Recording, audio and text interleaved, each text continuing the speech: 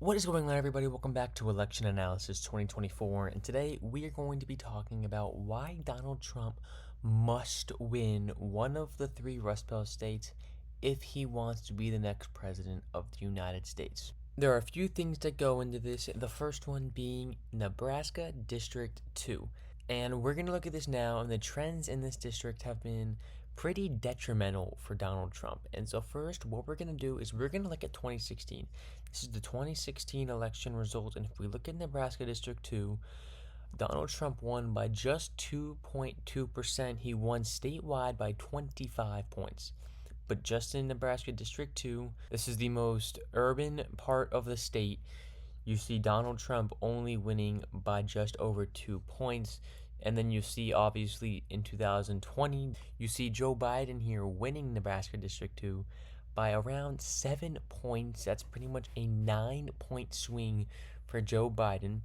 And for Donald Trump, this is going to hurt him math-wise, and I can break it down for you now. So let's assume that based off the polls and based off the trends in this district and how it's toxic for Donald Trump, let's say it goes to Kamala Harris. What's next? Well, if we go on the polling as it is today, this is how it is. Pennsylvania, you see the trends. Kamala Harris just narrowly up on Donald Trump. I don't care if the polls were wrong in the past or how much they leaned one way or another. Let's look at how they are today. Let's say Kamala Harris gets that state. Now let's go to Arizona. You'll see even at this point, Donald Trump had the lead. Most recent poll, the average right now, the average aggregate is even. You'll see Donald Trump up 1. You'll see Harris up by 3 and 1. You'll see a Democrat-funded poll, Trump up 2, and then Trump up 5 here. So let's give Trump the benefit of the doubt and say that he's up in Arizona and he'll win those 11 electoral votes. Now let's go to Wisconsin. You'll see Donald Trump down by about 2 points here. And he just recently came out with this insider advantage poll where he's up by 1, but other than that, everything has been Kamala Harris. So let's give her the state of Wisconsin. Okay, now let's go to the state of Nevada, where Donald Trump has had a lead actually in the state against Kamala Harris. This isn't really a reach for Donald Trump right now. He is showing some pretty promising signs here. So let's say that he's able to hold on to the state of Nevada. Okay, what's next? It's the state of Georgia. All right, let's go to Georgia, and you'll see Donald Trump right now actually still has a lead. This has been a lead that has just been getting tighter and tighter over time, and especially compared to where he was at against Biden, but he is still up right now against Kamala Harris. So you look at these polls, it averages out to Trump's up by about a point or two. Okay, let's give him that, and you'll see that because he doesn't have Nebraska District 2, he's at 268 electoral votes, and this is why this matters. If Donald Trump were to win this district, he's at 269. Nobody really wants a tie scenario, I'll be honest with you.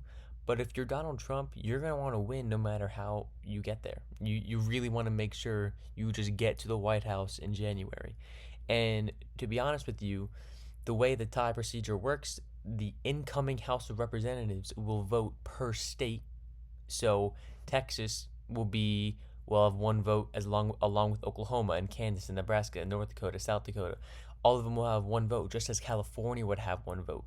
And so there are more Republican states than Democratic states, especially with how the House races will go this year. There will probably be more Republican states that would vote for Donald Trump to be the president. And then the incoming Senate is most likely going to be a Republican Senate, just because the state of Ohio, the state of West Virginia, and Montana, Republicans need to flip just 2 of those, and automatically they're going to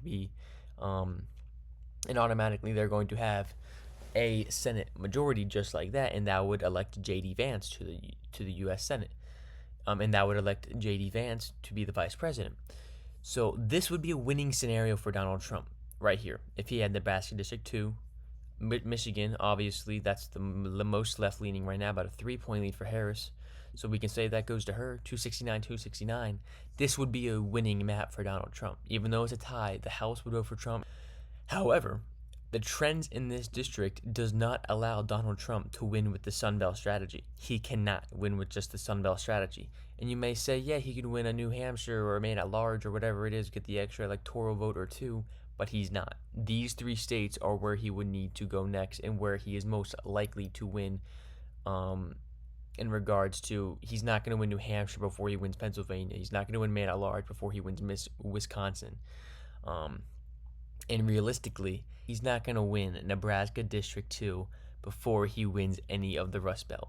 Meaning that this swing in this district very well could influence this election, because right now, where the polls are, Donald Trump's leading Georgia, Arizona, Nevada, and he's down in these three states. To say these polls are right, this is a map we very well could see a 270 to 268, the closest election ever in the history of U.S. presidential elections. That would be unreal.